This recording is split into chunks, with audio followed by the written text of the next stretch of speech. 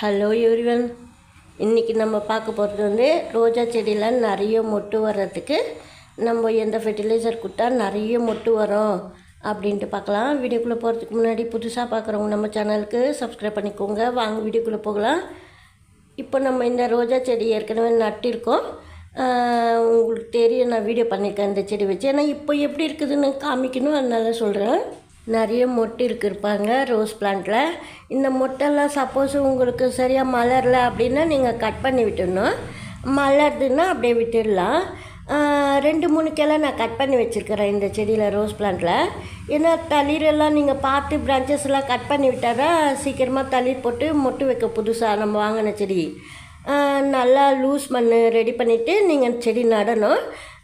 வெயிலுக்கு எதுவும் செய்யாதபடி மேல் பாகத்தில் கோகோபீட்லாம் போட்டு, அதாவது மணல் கோகோபீட்டு மேல் பாகத்தில் போட்டு வைக்கணும், டீ தூளோடு சேர்த்து. அப்போ சில்னஸ் இருக்கும் பிளான்ட்டுக்கு, வெயில் வந்தால் கூட சன்லைட்டில். நிறைய மொட்டு வரணும். கட் பண்ண உடனே கிளைய வந்து நீங்கள் பிரான்ச்சஸ் கட் பண்ணி விடுவீங்க. அந்த சமயத்தில் நிறைய தளிர் போட்டு மொட்டு வைக்கணுன்னா ரைஸ் வாட்டர் ஊற்றினா நிறைய மொட்டு வைக்கும். அதாவது 1 வீக் ஒன்ஸு ரைஸ் வாட்டர் கொடுத்திங்கன்னா அரிசி கவுன தண்ணி நிறைய தளிர் வந்து மொட்டு வைக்கும் ரோஸ் பிளான்ட்டில்.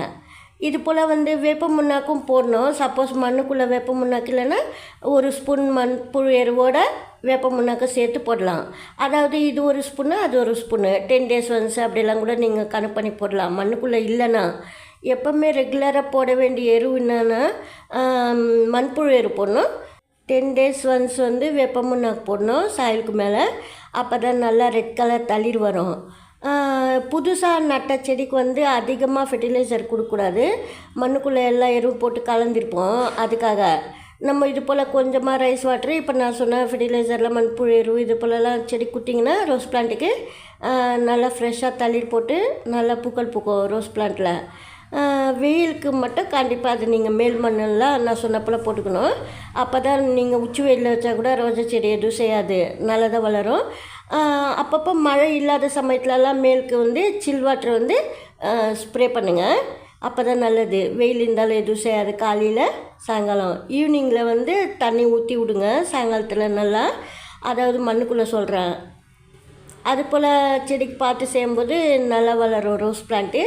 சில்னஸாக இருக்கணுன்னா ஐஸ் வாட்டர் கூட நீங்கள் யூஸ் பண்ணிக்கலாம்.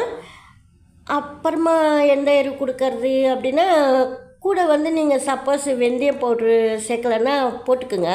1/2 ஸ்பூன் வெந்தயம் பவுட்ரு போடுங்க. இந்த வீடியோவில் தான். தேங்க்ஸ் ஃபார் வாட்சிங்.